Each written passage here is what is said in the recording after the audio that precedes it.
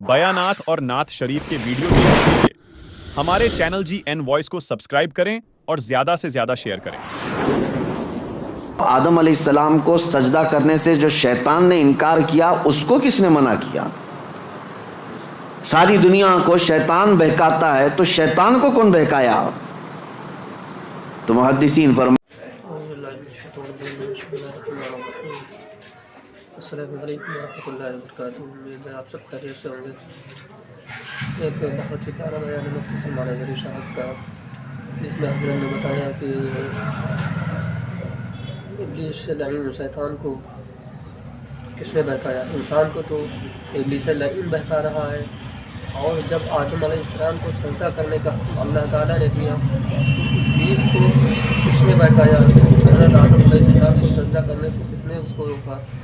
یہ ساری باتیں بیان میں حضرت نے بتائی ہیں۔ آئیے سنتے ہیں ایک پیارا سا بیان۔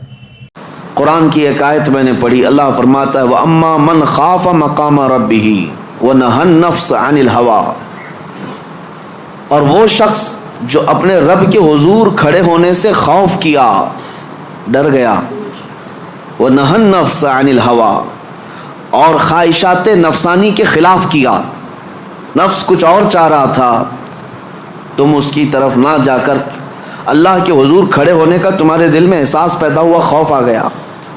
اس کا اجر جانتے ہو کیا ہے؟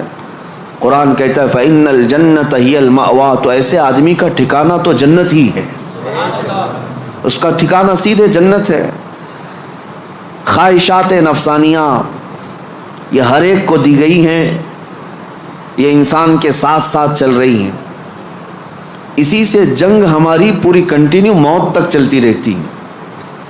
دنیا میں دوست بھی بنتے ہیں، دشمن بھی بنتے ہیں، دوست چھوٹ سکتے ہیں اور دشمن ختم بھی ہو سکتے ہیں، لیکن تمہارا نفس تمہاری موت تک ساتھ رہتا ہے، ہر گھڑی ساتھ رہتا ہے۔ وہ نفس ہمارے ساتھ ہے جس نے شیطان کو بھی گمراہ کیا۔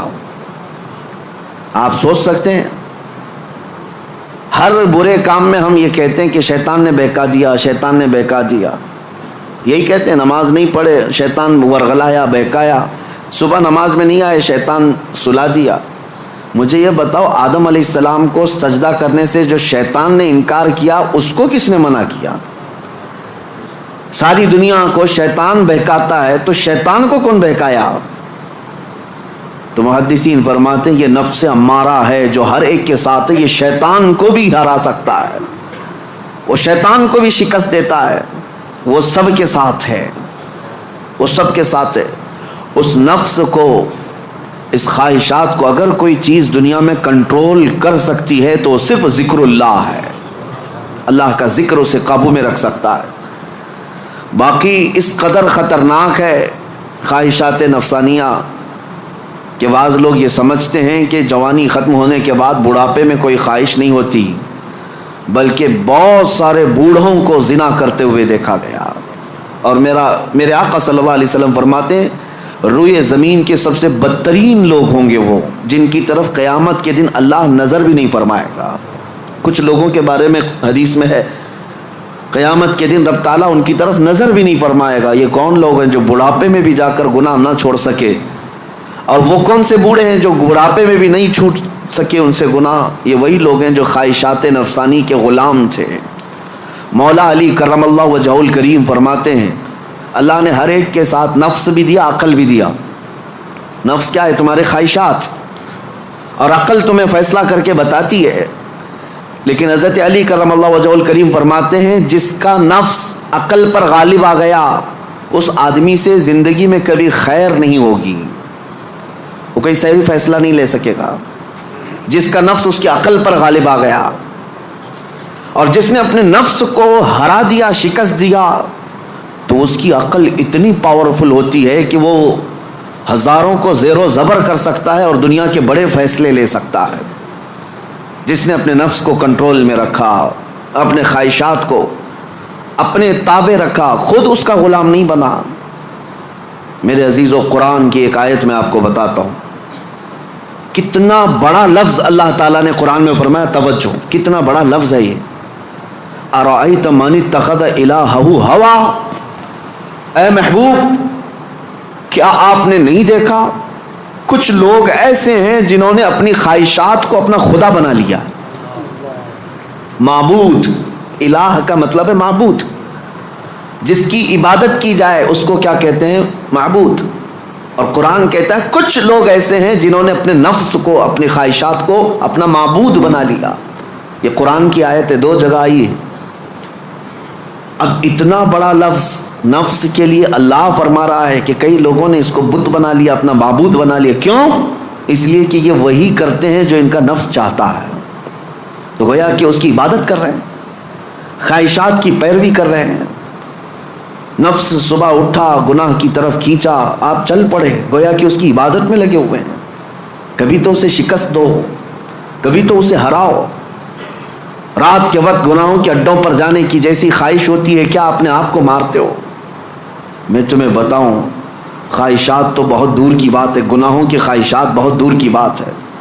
سیدنا ابو بکر شبلی رحمۃ اللہ تعالی علیہ سلسلہ قادریہ کے بڑے مشہور بزرگ ہیں، جن کے نام سے ہم شجرے میں پڑھتے ہیں بہر شبلی شیر حق دنیا کے کتوں سے بچا. وہ حضرت ابو بکر شبلی جب رات کے وقت عبادت کے لیے آتے تھے تو اپنی آنکھوں میں نمک کا سرما لگاتے تھے. کیوں؟ صرف اس لیے کہ نیند اگر آئی تو گویا کہ میں اپنی خواہش کا غلام ہو گیا، اپنے رب کا نہیں. عبادت اس کی ہو رہی ہے اور میں خواہش کے پیچھے چل رہا ہوں. حالانکہ نیند جو ہے یہ فطری چیز ہے، کسی کو کہیں پہ بھی آ جاتی ہے. اولیاء کاملین تو اس سے بھی اپنے آپ کو بچاتے تھے کہ وہ آنکھوں میں نمک پھیر لیتے تھے جس سے آنکھوں میں خون نکل آتا تھا. لوگ کہتے بھی تھے تو کہتے کہ اگر اللہ کی عبادت کے دوران اونگ آتی ہے، جھپکی آتی ہے، تو ان آنکھوں کی سزا یہی ہے کہ انہیں نمک لگا دیا جائے. اور حضرت شاہ مینا رحمۃ اللہ علیہ لکھنؤ میں آرام فرما ہے. حضرت شاہ مینا، ان کا حال تو یہ تھا کہ جب رات کو عبادت کے لیے کھڑے ہوتے تو ایک اونچی دیوار پر وہاں کھڑے ہو کر نماز پڑھتے. ادھر بھی کھائی ہے، ادھر بھی کھائی ہے، کھڑے رہتے. لوگ کہتے کہ نماز پڑھنے کے لیے اتنی جگہ ہے، اس دیوار پر کیوں جا کر نماز پڑھتے ہیں؟ حضرت شاہ مینا فرماتے تاکہ میں ہمیشہ اللہ کی عبادت میں مصروف رہوں. اگر نیند آئی تو میرا جسم دیوار سے نیچے آ سکتا ہے اور اس جسم کو وہی سزا ملنی چاہیے جو اپنے رب سے غافل ہوتا ہو. نفس کے خلاف وہ اولیاء جنگ کرتے رہے، لڑتے رہے. سب سے بڑی خطرناک چیز آج ہمارے ساتھ جو چل رہی وہ ہمارے خواہشات ہیں. اور میرے آقا صلی اللہ علیہ وسلم ارشاد فرماتے ہیں لا یؤمن احدکم حتی یکون ہواہ تبعا لما جئت بہ. تم میں سے اس وقت تک کوئی مومن نہیں ہو سکتا جب تک اپنی خواہشات کو میری مرضی کے حوالے نہیں کرے گا. تم ویسا جب تک نہیں کرو گے جیسا رسول اللہ چاہیں تب تک تم مومن نہیں ہو. تم وہ کرتے ہو جیسا تم چاہتے ہو، تمہاری مرضی، تمہاری خوشی، تمہیں جو اچھا لگا وہ کرنے لگے. یہ مومن کامل کی علامت نہیں. مومن کامل وہ ہے جو اپنی زندگی میں وہ کرے جو رسول پسند کرے، ان کی مرضی کے مطابق. میرے عزیزو، خواہشات یہ لامتناہی سلسلہ ہے، نہ ختم ہونے والا سلسلہ ہے. کسی بھی خواہش کا کوئی اینڈ نہیں ہے. کر کے دیکھ لو. تمہیں اگر دولت کی خواہش پریشان کرتی ہے تو کماؤ کماؤ کماؤ. کہاں تک جاؤ گے؟ کبھی بھی پیٹ نہیں بھر سکتا. نبی پاک صلی اللہ علیہ وسلم ارشاد فرماتے ہیں قبر کی مٹی ہی اس کا پیٹ بھر سکتی ہے. کسی بھی خواہش کا اینڈ نہیں ہے دنیا میں.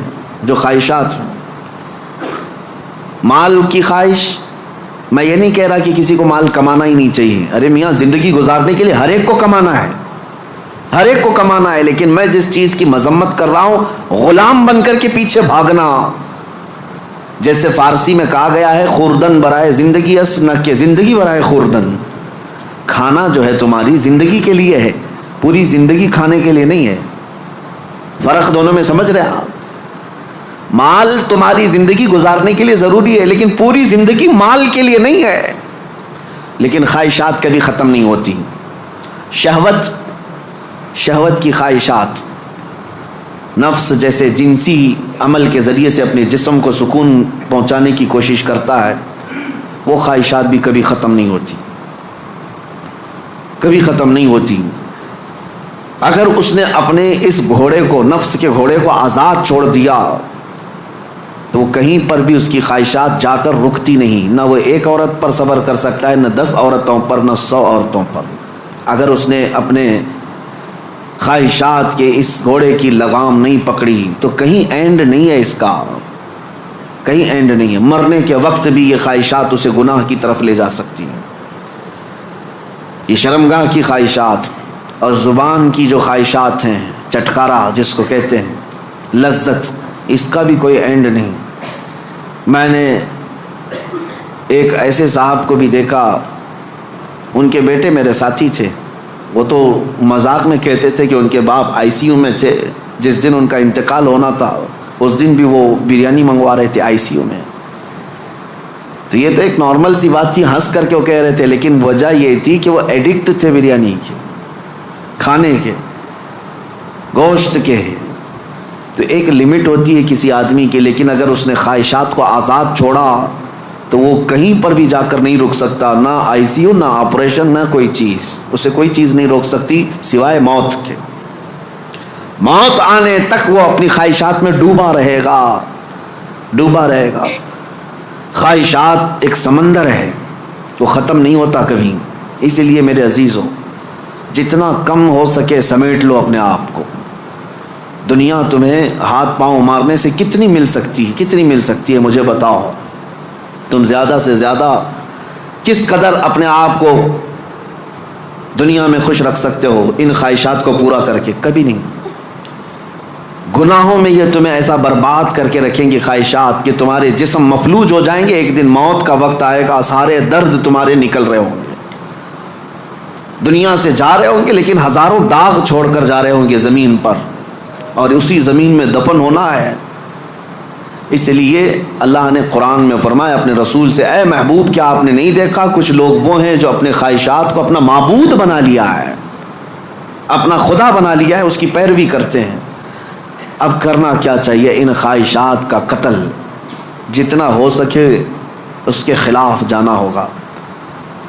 ظاہر سی بات ہے، یہ رات کے وقت ذکر کی طبیعت کس کی چاہتی ہے؟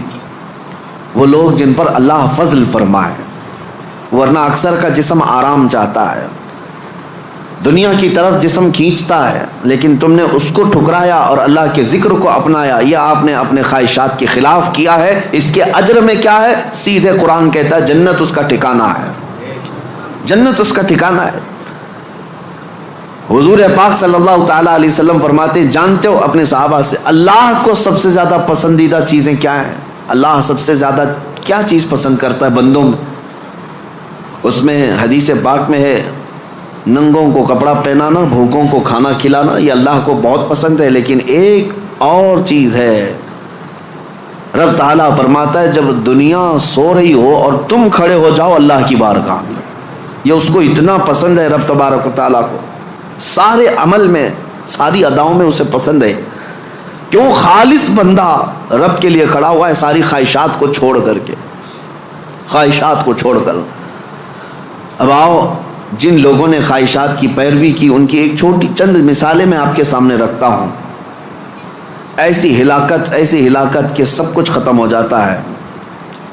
میرے عزیزو، سلطان الاولیاء سیدنا غوث اعظم جیلانی بغدادی رضی اللہ تعالیٰ عنہ ارشاد فرماتے ہیں، جس شخص کو اپنی خواہشات پر قابو نہیں، اس کا نفس اسے کفر تک لے جا سکتا ہے، اس کا نفس اسے شرک تک لے جا سکتا ہے اور اسے کافر بنا کر دنیا سے لے جائے گا. ایسے حالات بھی ہم نے دیکھے.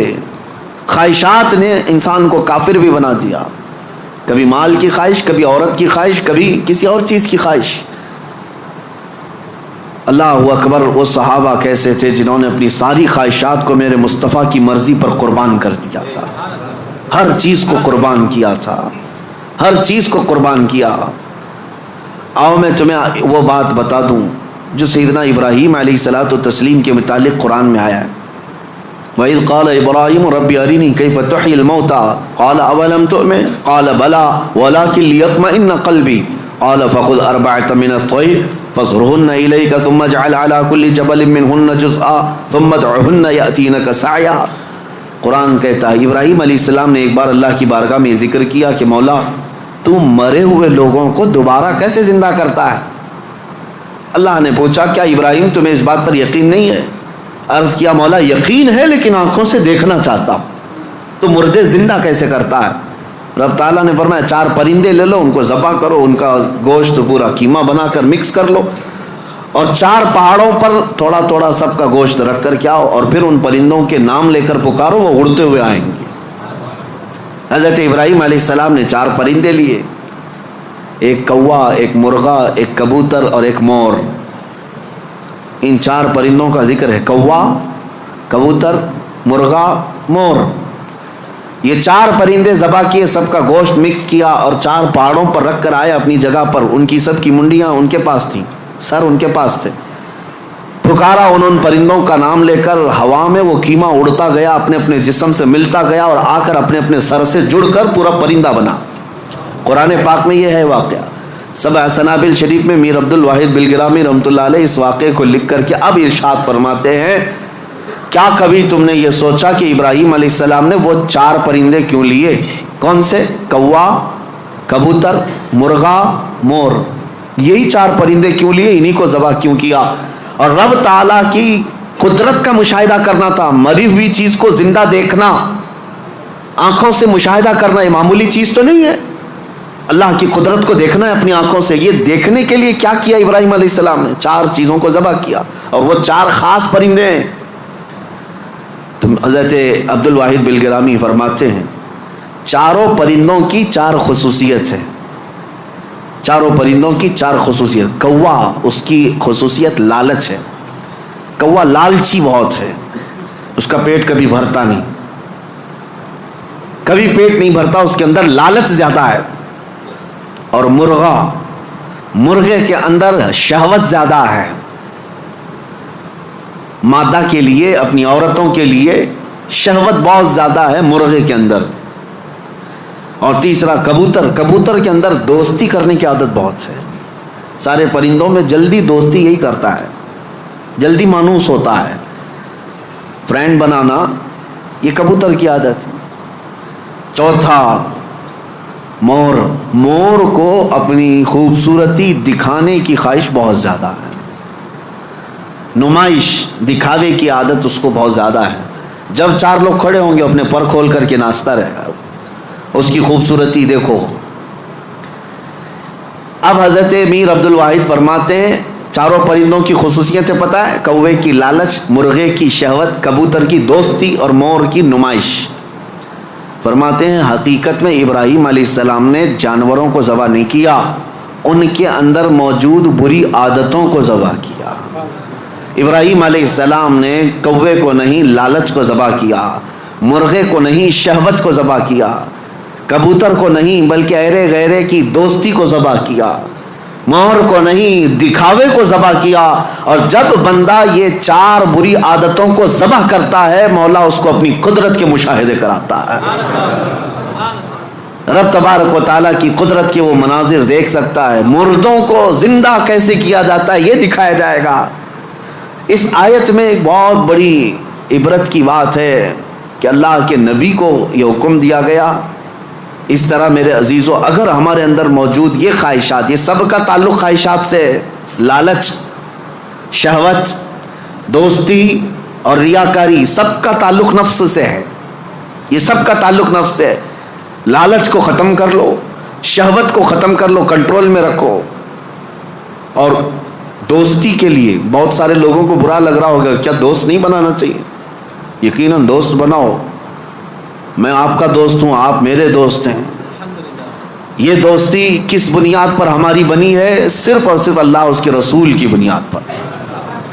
جو دوستی اس بنیاد پر بنی ہو وہ دوستی جنت تک لے جائے گی، اور جو دوستی صرف حرام کاریوں کی بنیاد پر بنی ہے، قیامت کے دن کچھ لوگ تو بیچارے یوں ہی جا رہے ہوں گے دوزخ میں، وہ کچھ کیے نہیں تھے، وہ یوں ہی جا رہے تھے۔ کیوں؟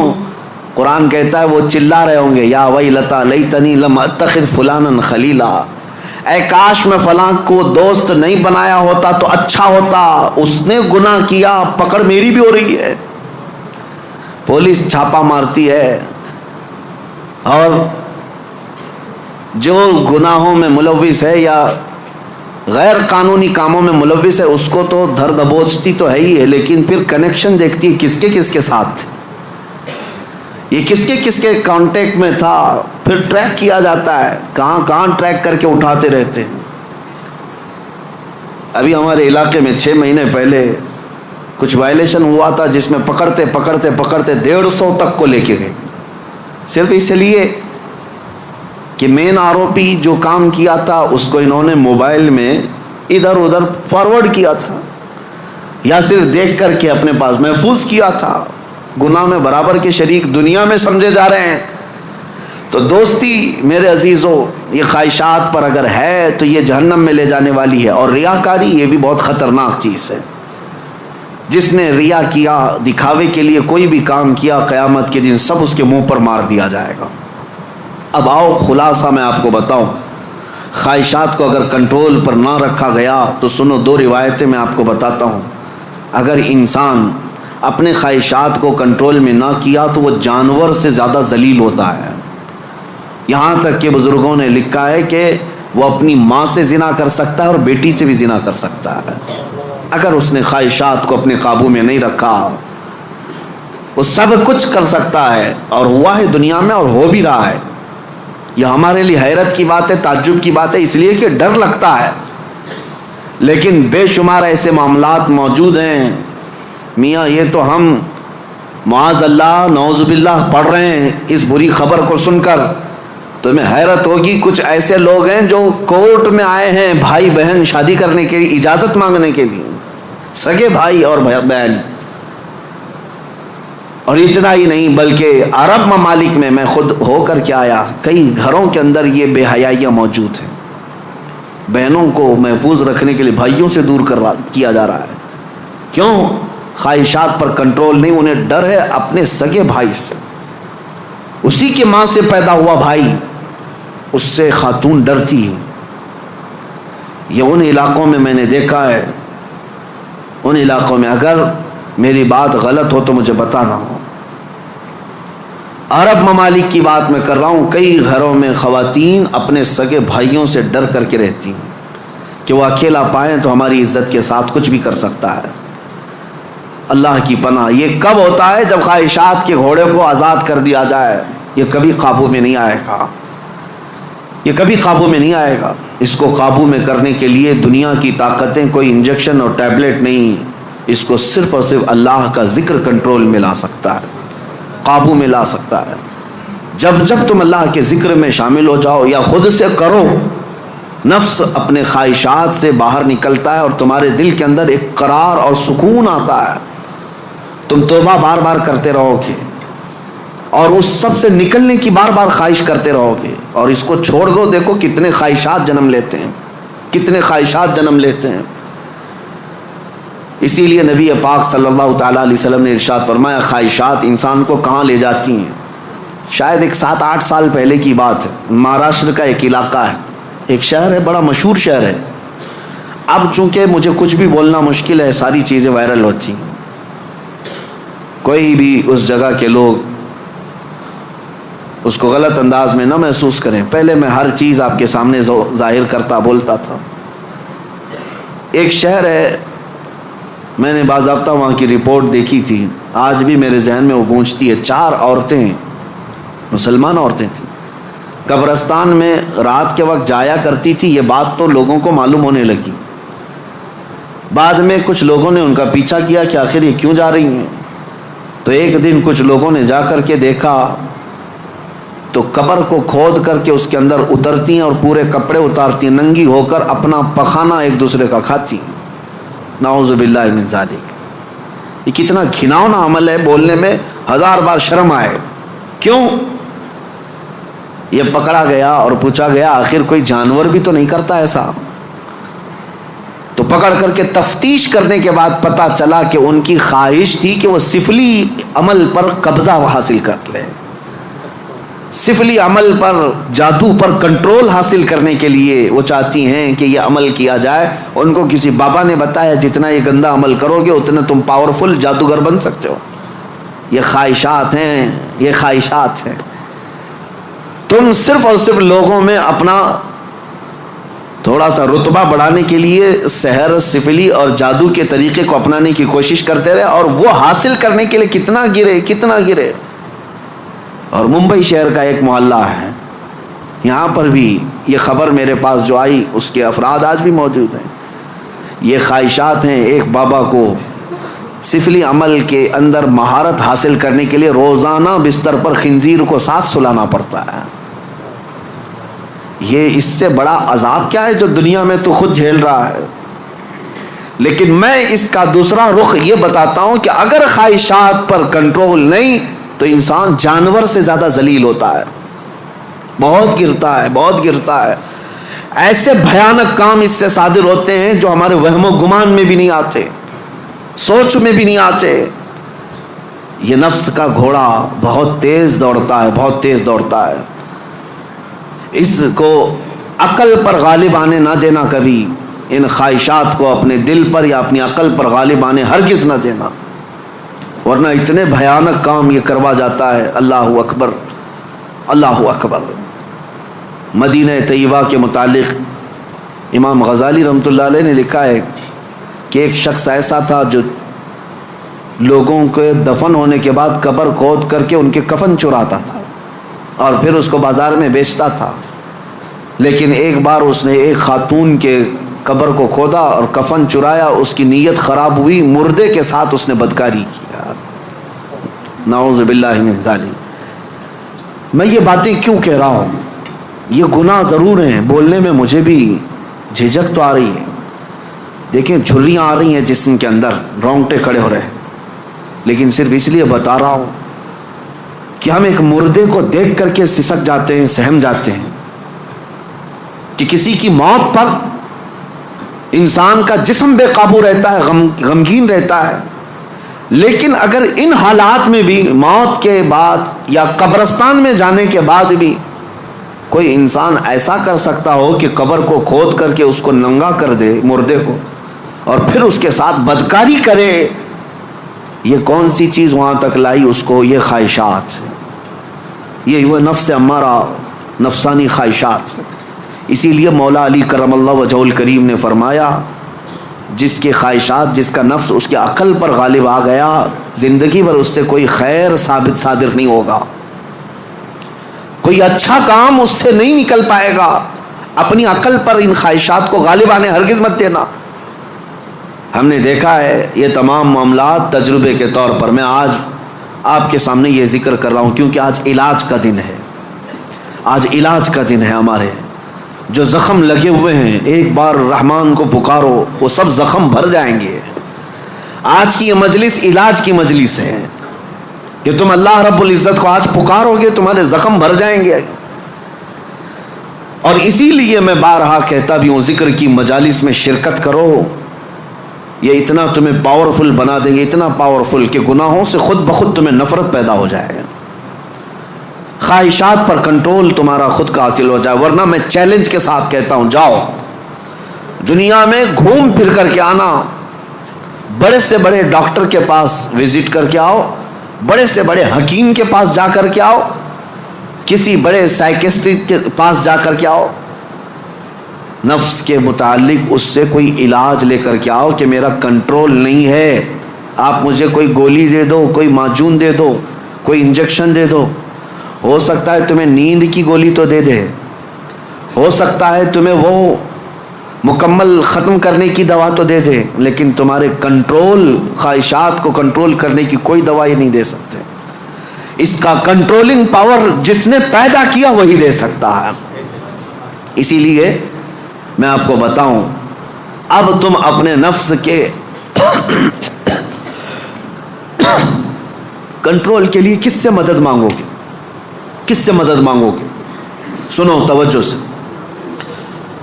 اعوذ باللہ من الشیطان الرجیم پڑھتے ہیں آپ. اعوذ باللہ من الشیطان الرجیم، جس کا مطلب کیا ہے؟ میں اللہ کی پناہ مانگتا ہوں شیطان مردود سے، کہ اللہ مجھے بچا لے. کس سے؟ شیطان مردود سے مجھے بچا لے. یا آپ کس سے پناہ مانگ رہے ہیں؟ کس کی بارگاہ میں پناہ مانگ رہے ہیں؟ اللہ کی بارگاہ میں کہ مولا تو مجھے پناہ دے دے۔ اس کے متعلق حکیم احمد یار خان نعیمی رحمۃ اللہ علیہ فرماتے ہیں، اس کی مثال یوں سمجھو، جیسے کسی کے ہاں آپ ملنے کے لیے گئے، اس نے گھر کے باہر کتا پال رکھا ہو حفاظت کے لیے یا کسی کام کے لیے، دشمنوں کے لیے یا کسی بھی غرض کے لیے کتا پال رکھا ہو، اور آپ گئے گھر کے باہر کھڑے، کتا بھونکنا شروع کر دیا، دروازے میں جا ہی نہیں پا رہے، آپ اس کتے کو کنٹرول کیسے کرو گے؟ آپ اپنے دوست کے گھر اندر جا رہے ہیں لیکن کتا باہر ہے، کتا جیسی قریب جاتے ہو بھونکتا ہے، اب آپ دروازے کے اندر جانا چاہتے ہیں تو اس کتے پر کنٹرول کیسے پاؤ گے؟ رسی ڈالو گے اسے، پتھر مارو گے، جتنا مارو گے اتنا اچھل کود کرے گا۔ اس کا سیدھا سا طریقہ یہ ہے، جس کا کتا ہے اسے بلاؤ۔ حکیم احمد یار خان نعیمی رحمۃ اللہ علیہ فرماتے اسی کو پکارو، بھائی ذرا باہر تو آ جاؤ، اور وہ جب آئے گا، مالک کو کتا اچھی طرح پہچانتا ہے، وہ اس کو کنٹرول میں کر دے گا، اس کو تھوڑا سا اپنی آواز میں ہٹا دے، سائڈ میں کتا ہٹ جائے گا، دروازہ کھلا ہے، آ جاؤ۔ دوست اپنے دوست سے ملاقات کر لے گا، لیکن اس بیچ والے کتے کے کنٹرولنگ کے لیے کتے کے مالک کو ہی پکارنا ہوگا۔ اسی لیے حکیم احمد یار خان نعیمی رحمۃ اللہ علیہ فرماتے ہیں، نفس ایک کتا ہے جو تمہیں تمہارے رب کے دروازے پر جانے سے پہلے بھونکتا ہے، دروازے میں کھڑا ہو جاتا ہے، نہیں جانا مسجد، نہیں جانا اس ذکر پر، نہیں جانا ان محافل میں۔ اس کتے پر کنٹرولنگ کیسے حاصل ہوگا؟ فرمایا گیا اسی لیے تم اس کتے کے مالک رب ذوالجلال کو ہی پکارو، پیدا تو اسی نے کیا ہے، رب تبارک و تعالیٰ نے پیدا کیا ہے، اور وہی تمہیں اس پر قبضہ بھی دے گا۔ اسی کے متعلق فرمایا گیا، اللہ نے پہلے ہی قرآن پڑھنے سے پہلے حکم کیا دیا، یہ پڑھو اعوذ باللہ من الشیطان الرجیم، میں اللہ کی پناہ مانگتا ہوں شیطان مردود سے۔ آج ہم اسی لیے اس مسجد میں آئے بھی ہیں۔ میں نے نفس کے متعلق جو باتیں ذکر کی، یقیناً نفس نے بہتوں کو اندھا کر دیا، بہتوں کو برباد کیا، بہتوں کو گمراہ کیا، کئی کو کافر کیا۔ جو کفار و مشرکین ہیں نا، وہ صرف نفس کی سنتے ہیں، اگر حقیقت میں وہ تمام مشاہد اور مناظر میرے رب ذوالجلال کی قدرت کے نفس کو چھوڑ کر کے دیکھتے تو ایمان ضرور لاتے، ایمان ضرور لاتے۔ وہ نفس کی پیروی کر رہے ہیں، اور نفس کی خواہشات لوگوں کو کافر بنائے رکھی ہے، وہ نہیں آ پاتے۔